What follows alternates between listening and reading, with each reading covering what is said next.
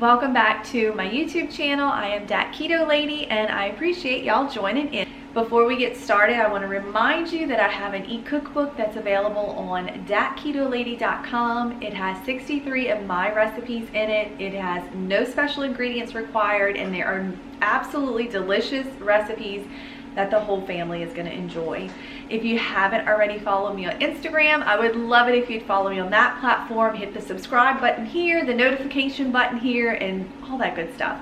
So let's get started. Today we are going to be making keto-friendly, low-carb, sugar-free red velvet bonbons.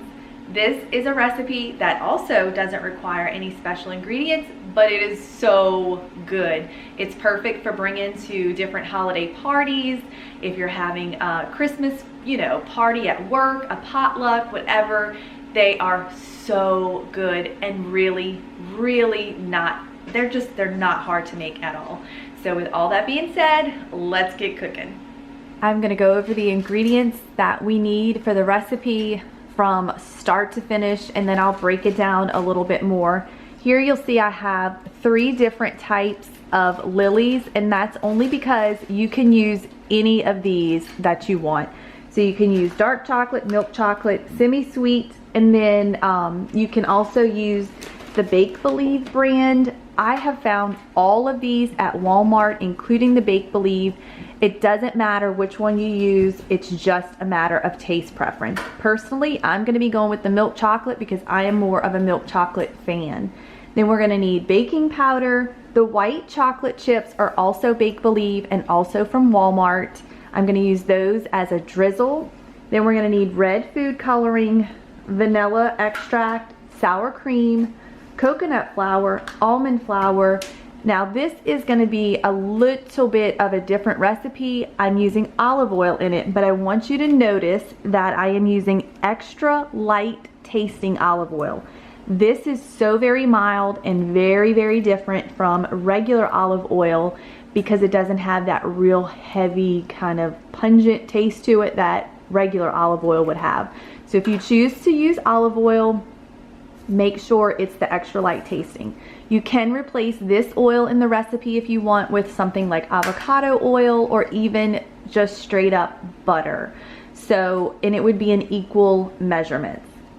Then we're gonna need sweetener and we're gonna need cocoa powder and cream cheese. Now the sweetener that I'm using today is Lakanto, but you could also use Swerve, you could use Pure, you can use whatever sweetener you want. This is just the one I'm going with today. This is the granular version. I am going to use some of this to make a powdered form. When it comes time, I'll show you how to do it. So all of these things you can get at Walmart. No special ingredients required. I totally forgot to mention in the list of ingredients that we're going to need eggs. So we're going to need 4 large eggs for the recipe as well.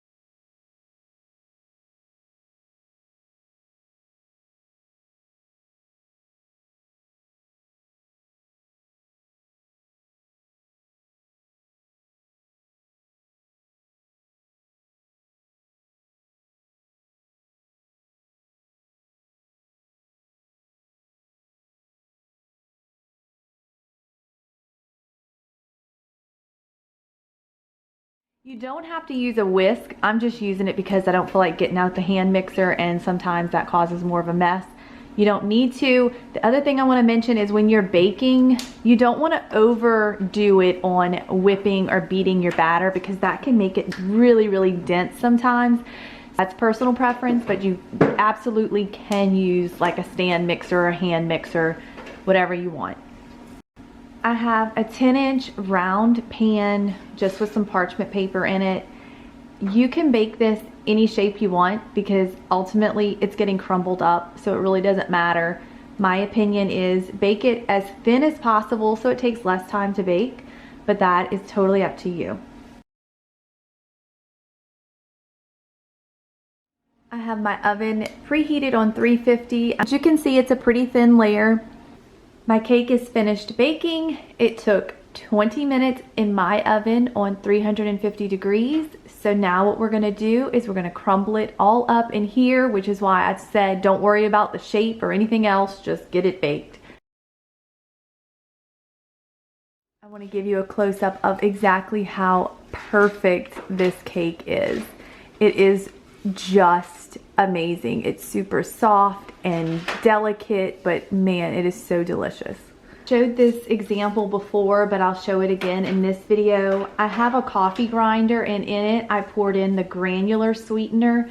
I make my own powdered version because I feel like it saves me money because I'm not having to buy two separate ingredients if I need both granular and powdered in a recipe. So I will link the coffee grinder that I have in the description, but it's super easy to make and you know what's in it and it saves money. Within just a minute or so, you have a super delicious, very, very good powdered sweetener ready at a moment's notice.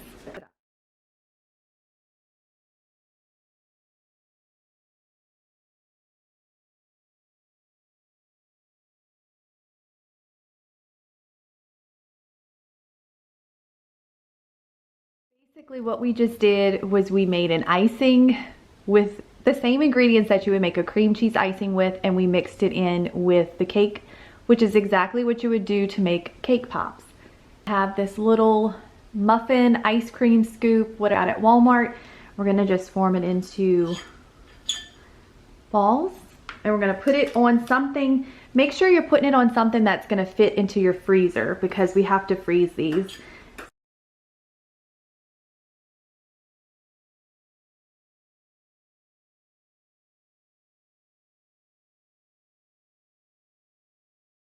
I have them all formed, and I'm gonna take a toothpick and stick it in each one of them before they go in the freezer.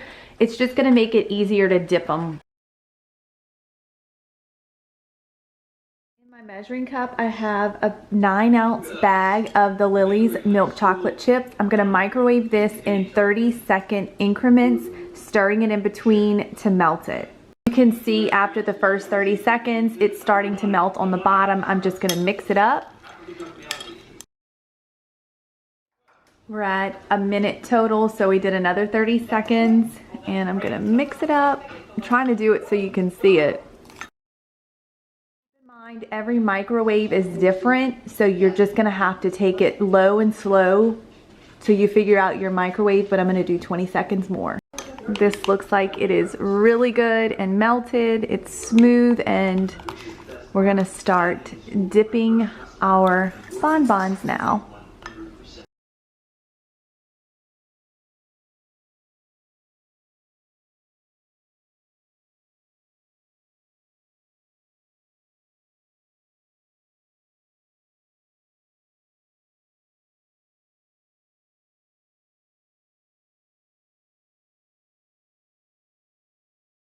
So I am running low on chocolate. I'm gonna go ahead and add in more chocolate chips so that I can finish dipping the rest. I have a smaller bag of the Lily's. This is a 7-ounce bag. I'm gonna go ahead and just melt this one too. So I will have a total of 16 ounces of the Lily's chocolate chips, but I definitely think that's gonna cover the rest of what we have left to dip.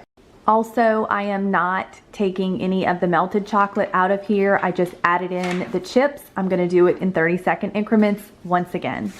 As messy as it looks, that's a 30-second increment. I'm gonna go back in for another 30, and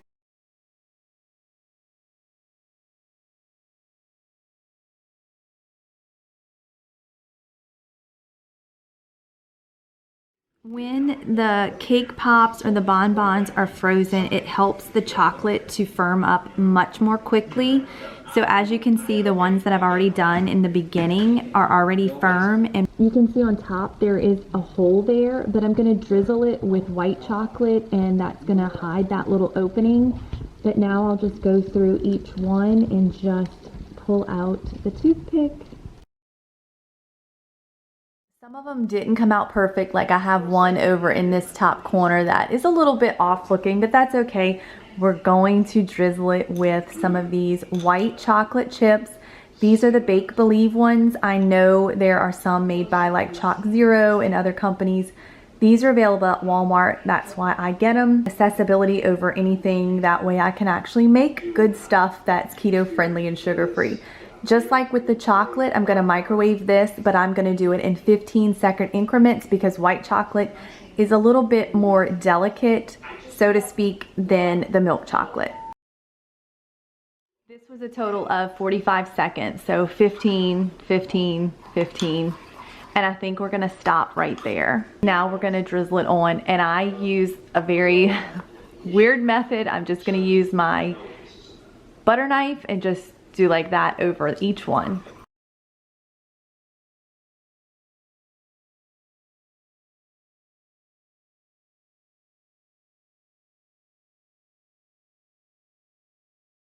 While it might look like it's a hot mess right now, it's gonna be fine. I'm gonna let them sit for a few minutes, let that white chocolate harden up. And the way that I store these is in an airtight container in the refrigerator. However, if you're gonna have a party or bring them to like some kind of function, you would be totally fine leaving them at room temperature. The chocolate will sustain them as long as it's at room temperature, but for any length of time, I keep them in the refrigerator.